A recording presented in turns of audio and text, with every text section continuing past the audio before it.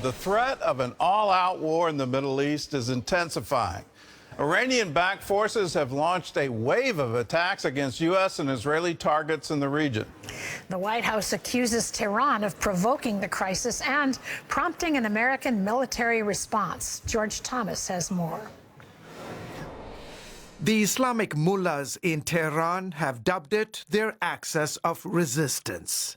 What the supreme leader there calls his ring of fire around Israel is to build up these terror groups, these proxies for Iran, to do the fighting for Iran so that Iran doesn't have anybody come knocking on its doorstep. Since Hamas attacked Israel on October 7th, Iranian proxies in Lebanon, Syria, Iraq, and Yemen have dramatically upped their strikes against Israel and U.S. interests in the region. Iran didn't arm and equip and train and finance the Houthis, Hamas, Hezbollah, Shia militia groups in Iraq to use these resources for their own benefit at their own discretion. Iran did all that so it would have a capability through its proxies to act as it's acting now.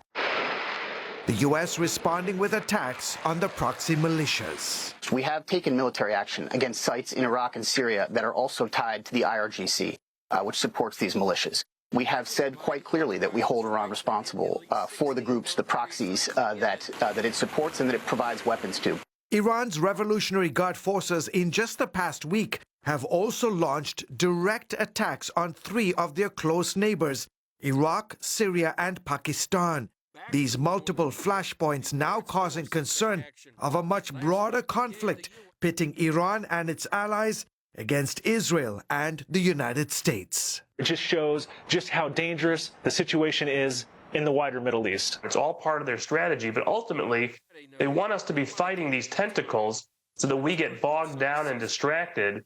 What we really need to focus on is the head of the octopus, and that's Iran. Iranian-backed militias have launched more than 140 rocket and drone attacks against U.S. troops in Iraq and Syria since October 7th. The most serious attack happening at the Al-Assad Air Base in western Iraq this past weekend. CENTCOM reporting that a number of U.S. personnel sustained traumatic brain injuries. It was a very serious attack using a capability, ballistic missiles that pose a genuine threat. Richard Goldberg, who handled the Iranian portfolio at the White House National Security Council, says such actions show Iran is clearly undeterred and has no reason to rein in its proxies, whether it's Houthi rebels targeting shipping vessels in the Red Sea or militias attacking our U.S. troops in Syria. But remember, Iran is looking at the big picture here, and the Biden administration's policy is still to give money to Iran while all of this is going on.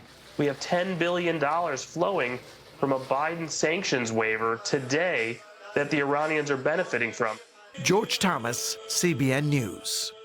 Well, please pray for our State Department and all the advisors and for our administration. Pray that they would wake up to the threat, because the threat, in my view, is obvious, and we should start believing what they say. What they say is that Israel is the little Satan and we are the great Satan. How do you negotiate with that? How do you continue to fund that? They have no interest in peace. They want to wipe Israel off the map. They want to create this vast Muslim empire, reinstate all of that.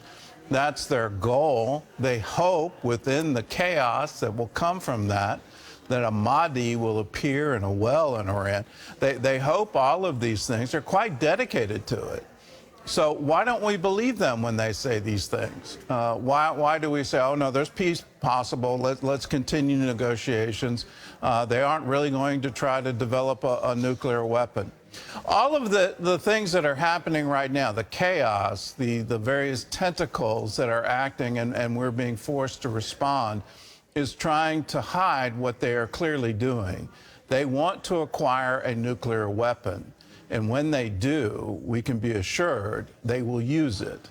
Let us do everything in our power to stop it.